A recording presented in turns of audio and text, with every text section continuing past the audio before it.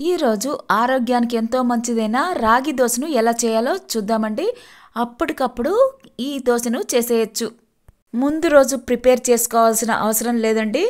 ముందుగా 2 కప్పుల రాగి పిండిని, 1 కప్పు బియ్య పిండిని, సగం స్పూను జీలకర్రని ఒక గిన్నెలోకి తీసుకోండి. రాగి పిండి ఎంత తీసుకుంటామో అందులో సగం బియ్య పిండి తీసుకోవాలి. 2 ఉల్లిపాయలను, కొంచెం కొత్తిమీరను సన్నగా తరిగి ఉంచండి. అలాగే 4 పచ్చిమిర్చిని కూడా సన్నగా తరిగి ఉంచండి. ముందుగా పిండిని చేతితోటి బాగా కలుపుకోండి. తరువాత కొంచెం కొంచెం నీళ్లు పోస్తూ పలచగా పిండిని కలపండి. ఉండలు లేకుండా బాగా చేతితోటి ఈ విధంగా కలపండి.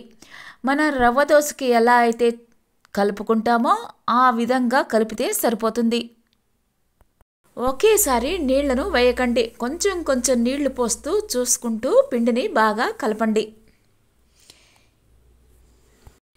ఈ విధంగా పిండిని బాగా చేతితోటి కలిపాక సన్నగా తరిగిన ఉల్లిపాయ ముక్కలను, కొత్తిమీరను, పచ్చిమిర్చి ముక్కలను అన్నిటినీ ఇందులోనే వేయండి. ఒకసారి కలిపి ఒక అరగంట పాటు నానబెట్టి ఉంచండి.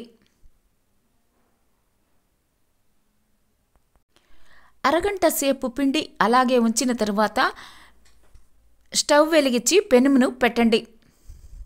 అందులో ఈ పిండిని పలుచగా పోయండి.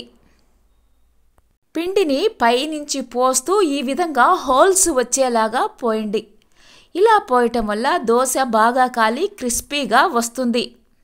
దోశ మొత్తాన్ని ఫిల్ చేస్తే ఈ దోశ సరిగా రాదండి. మెత్తగా పిండి పిండిగా ఉంటుంది. అందుకే ఈ విధంగా హోల్స్ వచ్చేలాగా చేస్తే దోశ బాగా కాలి కరకరలాడుతూ వస్తుంది. 2 వైపులా కొంచెం నూనె వేస్తూ దోశను ఎర్రగా కాల్చండి. అంతేనండి, రాగిపిండి దోశ రెడీ అయిపోయింది.